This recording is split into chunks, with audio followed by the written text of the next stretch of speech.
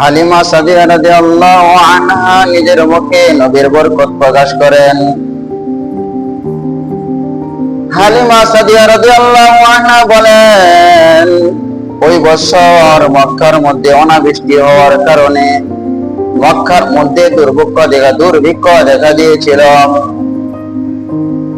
আমি আমার স্বামীকে বললাম, ও স্বামী, আমাদের সংসারের মধ্যে আমি দেখতে পাচ্ছি সবসময় অভাব অনটন লেগেই আছে।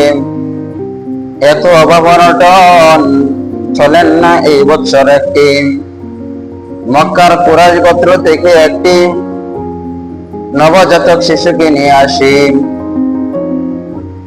স্বামী বলে, তুমি তো একটি শিশুকে লালন পালন করতে পারো না, তাহলে অন্যের শিশুকে কিভাবে লালন পালন করবা? আব্দুল্লাহ তো সর্বদা দুধের অভাবে তাকে, আর তুমি তুমি তৃপ্তি সহকারে তাকে দুধ পান করাইতে পারতেছ না, তাহলে তুমি অন্যের সন্তান এনে কিভাবে লালন পালন করবা? হালিমা সাদিয়া রাদিয়াল্লাহু আনহা বলেন, ও স্বামী, দুর্ভিক্ষ থাকার কারণ হলো একটি, এই বছর মক্কার মধ্যে বৃষ্টি না আসার কারণে দুর্ভিক্ষ। আমি আল্লাহর কাছে আশাবাদী, আল্লাহ হয়তো বৃষ্টি দিবেন।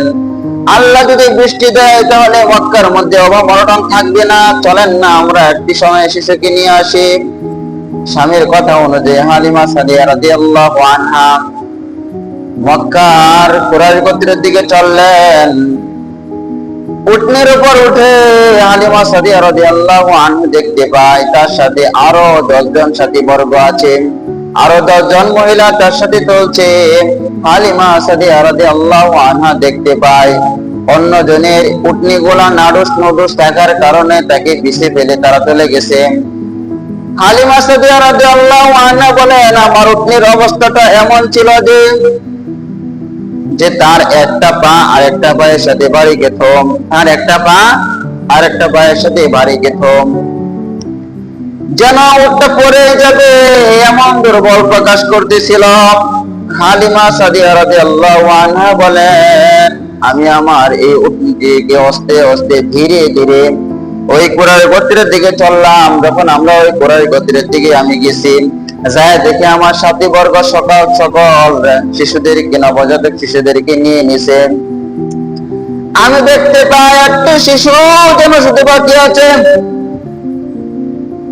আমি শিশুর নামকে জিজ্ঞাসা করে, শিশুর নাম বলা হয় আল্লাহ মুহাম্মদ, ওর নাম মুহাম্মদ। তখন আমি আরো জানতে পারি শিশুটি এতিম থাকার কারণে কেউ নেয় নাই, কিন্তু আমি শিশুটাকে দেখতে পাই যেন আকাশের চন্দ্রটা যেন ওনার চেহারার মধ্যে জলমল করতেছে।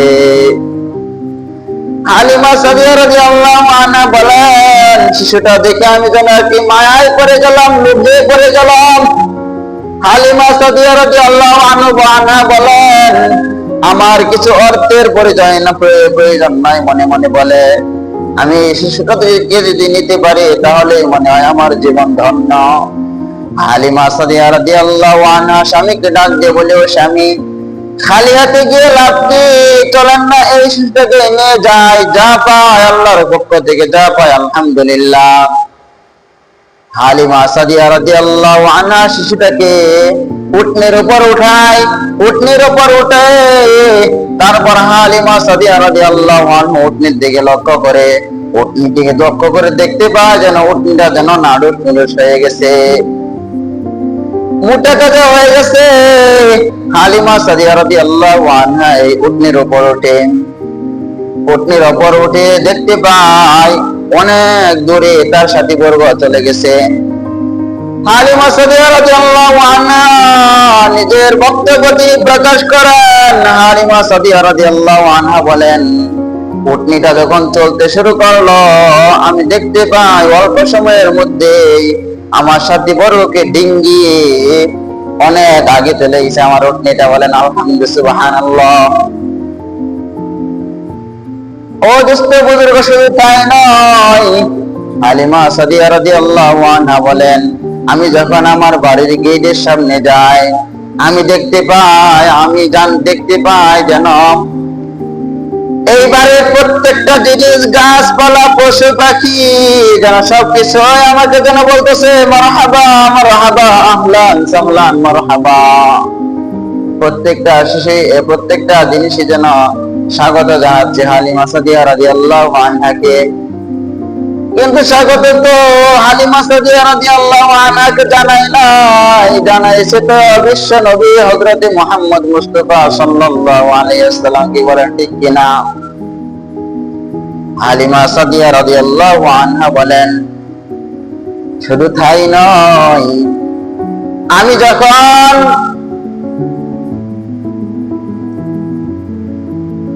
মুহাম্মদ আরবি সাল্লাল্লাহু আলাইহি ওয়াসাল্লামকে যখন ঘরের মধ্যে বসে যখন আমার স্তনের মধ্যে মুহাম্মদের ঠোঁট লাগে, মুহাম্মদের ঠোঁটটা লাগতে দেরি হলো, আমার স্তন পেটে যেন দুধ বাহির হয়ে যাবে, এমন একটা উপক্রম হলো। বলেন সুবহানাল্লাহ। বরকত আর বরকত। হালিমা সাদিয়া রাদিয়াল্লাহু আনহা বলেন, মুহাম্মদকে দুধ পান করে আমি যখন বকরি ওলানের দিকে তাকাই, বকরি ওলানটা যেন পেটে বাইর হয়ে যাবে দুধে। শুধু তাই নয়, ওটের ওলানের দিকে তাকিয়ে দেখি একই অবস্থা। হালিমা সাদিয়া রাদিয়াল্লাহু আনহা বলেন, এই অবস্থা, এমন একটা অবস্থা হয়েছে, শুধু আমার ঘরে যেন বরকত আর বরকত একের পর এক প্রকাশ হতে লাগিছে। এবার মক্কার অন্যান্য বকরির মালিকেরা বলতেছে, হালিমা সাদিয়া রাদিয়াল্লাহু আনহা বকরিগুলা কত নাডুস নুডুস, আমাদের বকরিগুলা কত জীর্ণ শীর্ণ। কারণ কি?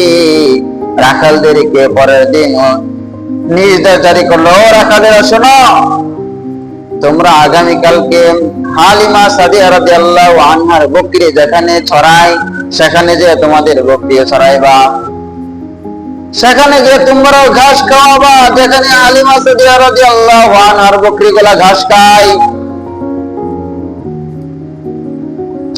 হালিমা সাদিয়া রাদিয়াল্লাহু আনহার বকরি যেখানে ঘাস খায়, অন্যান্য মালিকের বকরিগুলাও সেখানে ঘাস খাওয়ার নির্দেশ জারি করে দিল। দেখা গেল পরের দিন মক্কার যত বকরি আসছে সকল বকরি এক জায়গার মধ্যে বকরি ছড়াতে শুরু করে। হালিমা সাদিয়া রাদিয়াল্লাহু আনহার বকরি যেখানে, মক্কার অন্যান্য গোত্রের বকরিও সেখানে। এবার যখন সন্ধ্যাবেলা যখন সকলের বকরি বাড়িতে ফিরে, হালিমা সাদিয়া রাদিয়াল্লাহু আনহার বকরিগুলা পেট ভর্তি ঘাস খেয়ে আসে, আর অন্যান্য মালিকের বকরিগুলা যেন পেটে খাবারই নাই এমন একটা অবস্থা, পেটে যেন ঘাসই নাই এমন একটা অবস্থা। মালিকেরা জিজ্ঞাসা করে, কি এক অবস্থা, এমন কেন? হালিমা সাদিয়ার বকরিগুলা কত পেট ভর্তি, তোমাদের পেট খালি কেন? তোমরা কি বকরিকে ঘাস খাওয়াই নাও?